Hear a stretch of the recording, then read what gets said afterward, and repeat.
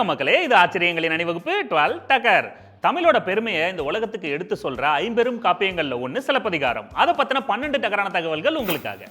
ஐம்பெரும் காப்பியங்கள்ல இளங்கோவடிகள் கிபி 2வது நூற்றாண்டுல இயற்றிய காப்பியம் தான் சிலப்பதிகாரம். இதோட ஸ்பெஷாலிட்டி அப்படின்னு என்னன்னு பார்த்தோம்னா, இதுல இயல், இசை, நாடகம் அப்படின்னு மூணுத்தையுமே பார்க்கலாம். அதாவது டான்ஸ், பாட்டு, டிராமா இது மூணுத்திலையும் கலக்கிற என்ன மாதிரி ஆட்களுக்கு சிலப்பதிகாரம் ரொம்ப பிடிக்கும். சிலப்பதிகாரம் சிலம்பு பிளஸ் அதிகாரம் இந்த 2 சொற்களால ஆனது.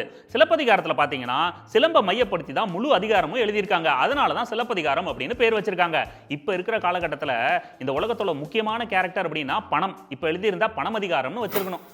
பொதுவா காப்பியங்கள், சங்க இலக்கியங்கள்ல பாத்தீங்கன்னா அரசனையோ இல்ல தெய்வத்தையோ தான் பாட்டுடை தலைவனா வச்சு எழுதுவாங்க. ஆனா இந்த சிலப்பதிகாரத்துல கோவலன் அப்படின்ற குடிமகனை வச்சு எழுதுனதுனால இத குடிமக்கள் காப்பியம் அப்படின்னு சொல்லுவாங்க. சிலப்பதிகாரத்தை இயற்றியது இளங்கோவடிகள். இவர் புகழ்பெற்ற மன்னனான சேரன் செங்குட்டுவனோட தம்பி. இவர் இளவரசன் பட்டம் எனக்கு வேண்டாம் அப்படின்னு சொல்லிட்டு துறவு வாழ்க்கைக்கு போயிட்டாரு. Great man. தான் அண்ணன் செங்குட்டுவனோட மலை மேல வாக்கிங் போயிட்டு இருந்தப்போ கண்ணகியை பத்தின விஷயங்களை புலவர் சீத்தலை சாத்தனார் மூலியமா கேள்விப்படுறாரு இளங்கோவடிகள். அதாவது கண்ணகியோட கற்பொழுக்கத்தையும் பாண்டிய மன்னன் நெடுஞ்செழியனோட அரசியல் அப்புறம் நேர்மை இது எல்லாத்தையும் கேள்விப்பட்டு இம்ப்ரெஸ் ஆனவர் சிலப்பதிகாரத்தை எழுத முடிவு பண்றாரு. சிலப்பதிகாரத்துல இருக்கிற முக்கியமான கேரக்டர்கள் அப்படின்னு பாத்தீங்கன்னா கண்ணகி, கோவலன், மாதவி.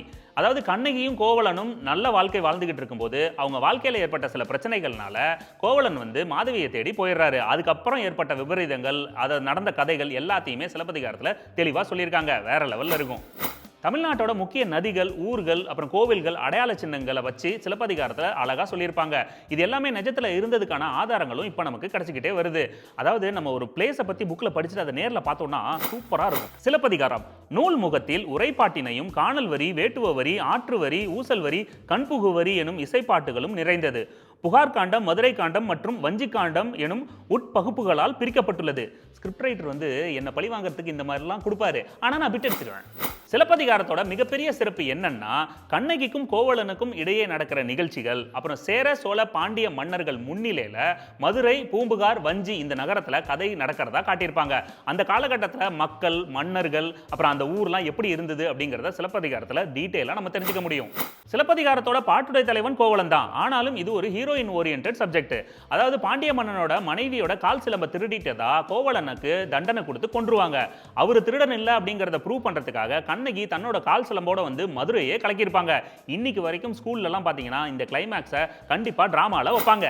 சிலப்பதிகாரத்தோட இணை காப்பியமா பார்க்கப்படுறது மணிமேகலை. அதாவது சிலப்பதிகாரத்துல முக்கியமான கதாபாத்திரம் மாதவி. இவங்களோட மகள் தான் அந்த மணிமேகலை. இவங்கள மையமா வச்சுதான் மணிமேகலை காப்பியம் எழுதியிருக்காங்க.